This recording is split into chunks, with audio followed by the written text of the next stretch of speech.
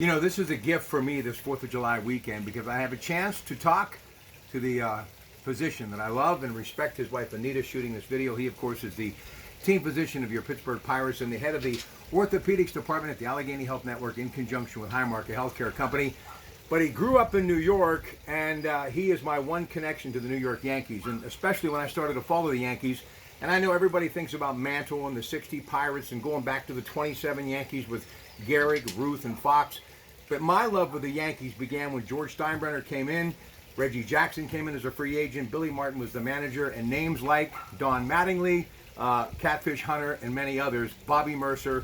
That's when he was watching them as a kid in New York, and that's when I fell in love with the Yankees. And of course, they're going to be in town next week, 1-800-5-BUCKS, pack the stadium, the best ballpark in America, when his childhood team, and my favorite in the American League, the Yankees, roll into town. So tell me about growing up loving the Yankees.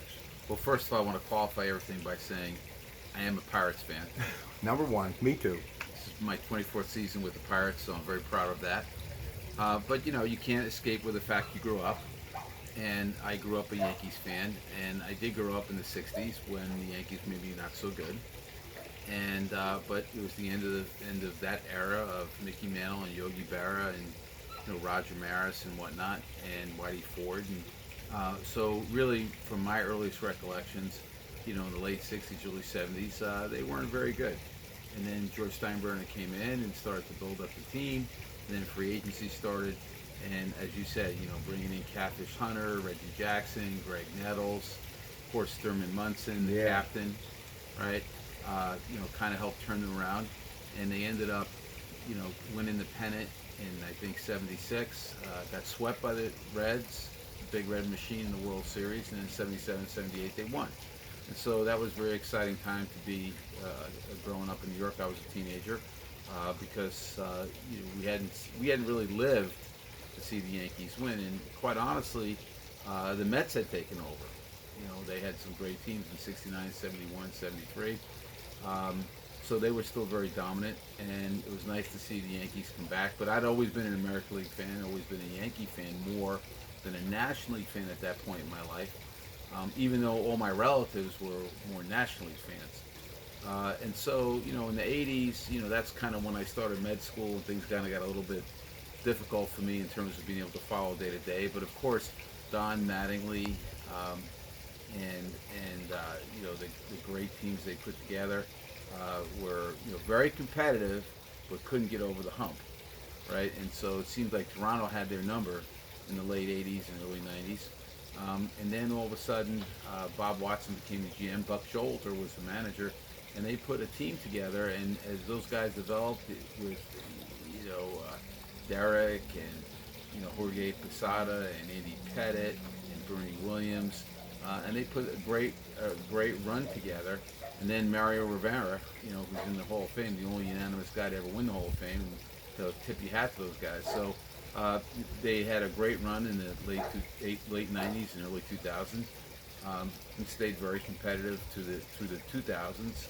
And so they've been very competitive, but they haven't won since 2009. So, for New Yorkers, that's an eternity. I'm just hoping that the Pirates can get the best of them so that we get our shot someday, and we have a lot of great young talent coming up now, and hopefully we'll be able to challenge them someday. Well, Garrett Cole, Jamison Tyone, Clay Holmes, former Pirates, now with the Yankees. This is great for baseball, is it not? This two-game series coming up next week. Absolutely. I mean, I think it is great. It's great for the fans. It's great. The economics of baseball being what it is, you can't deny the reality. But we live in the world that we live in, and so the Pirates have a lot of young talent they've accumulated.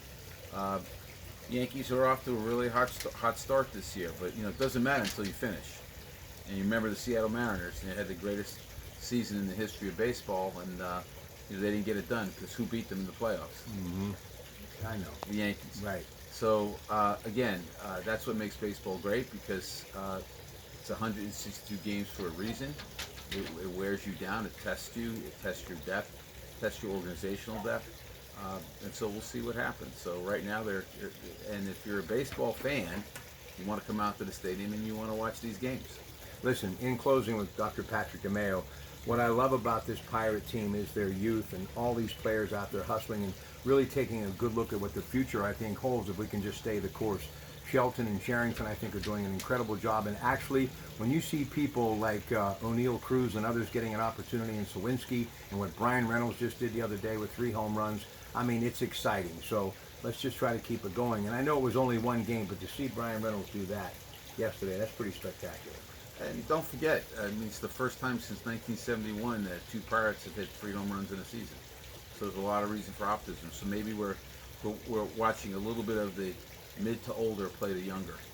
Bednar, I got to ask you, a local kid, how good does that make you feel? You did the same thing with Neil Walker. You've been around a long time. You and your incredible staff, our dear friend Ed Snell. Just tell me a little bit about watching a guy from this place that we call home having an opportunity to play in the big. Well, it's a lot of fun to see David. First of all, he's a great young man. He comes from a fantastic family.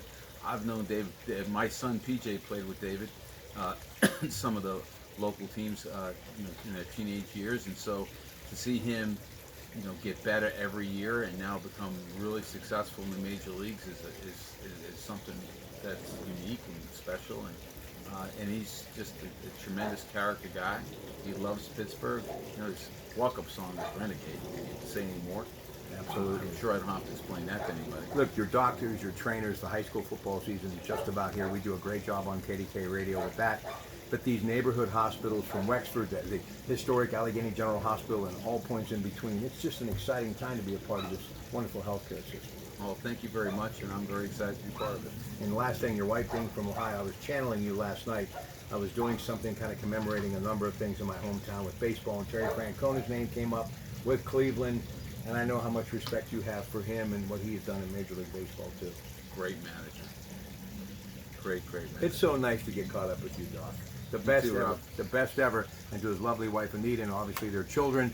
This is a nice place to be as we get ready for the Independence Day holiday weekend. Until we meet again later tonight in the home office, we have some golf and baseball to get to. The Pirates taking on the Brewers. It's your Pratte Pack. Have a great rest of your day, and good evening, everyone. Enjoy your holiday.